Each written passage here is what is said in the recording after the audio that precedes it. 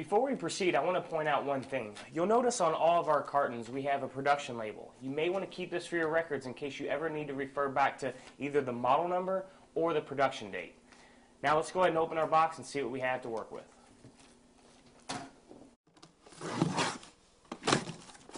Now that I have everything out of the carton, I'd like to go over all of the items that you're going to receive. Now, depending on what unit you've purchased will determine how many waste containers you'll receive. But today we're going to be working with our 35-quart waste container. You're going to receive step-by-step installation instructions, your hardware necessary for the installation, and of course your wood frame with your patented RevoMotion slide system. These are the tools you'll need to make your installation easier. First of all, you're going to need a tape measure and pencil. You'll need a Phillips head screwdriver. An 8mm nut driver or an 8mm wrench will work, a flathead screwdriver, a drill with Phillips head bit, and a speed square. In preparation before our installation, we're going to need to first remove our gas piston from our waste container frame. Using a flathead screwdriver, it's easy to go ahead and pry the retainer clips up and remove those out of the way, and then you can gently remove the piston from the arms. Then we will gently remove the slides from the waste container frame. We're now ready to install our rear mounting bracket, but before we do so, we need to draw a line at 12 7/8 from the floor of the cabinet. Using your speed square, this will help you draw a line so you can mount your bracket square. Now that we have our line drawn, we're ready to install our rear mounting bracket. One important note is that you'll notice that in our brackets we have a middle slot here. You want to make sure that you're screwing into the middle of the slot just in case you need to adjust your bracket either left or right. We're now ready to begin attaching our slide mounting bracket to our slide. One thing I do want to point out is you'll notice that it has a bit of a T-shape to it. You always want to make sure that the top of the T-shape is facing the front of the slide. Also, in our mounting bracket we have quite a few holes and slots. Now, depending on your particular application will determine which slot you need to use. I would refer to the instruction manual to determine which slot. Now also, if your application doesn't work with one of the predetermined hole locations, it actually has some slots that will give you infinite amount of mounting locations.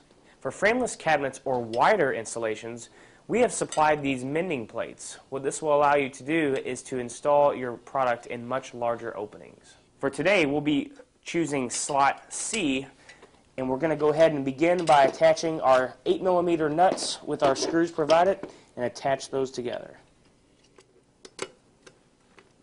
We're now ready to begin by attaching our slides to our face frame of our cabinet, but before we do so, we need to actually measure from the floor of our cabinet up 10 11/16 for the proper hole location. Next, we're going to grab our slide and we're going to go ahead and install it into the socket in the rear of the cabinet, and then we'll proceed by screwing that into the face frame. One thing I want to point out is you want to make sure that that line that you drew at 10 11/16 is at the bottom of this bracket. Next, we're going to take our top mount frame and we're going to reinstall it into our slide assembly. And once you have it installed, you want to make sure and cycle the unit a few times just to make sure everything is gliding perfectly. Now we're ready to install our adjustable floor mounting bracket. Once you've installed the floor mounting bracket to the slide system, you want to be absolutely sure that the foot is perpendicular to the floor.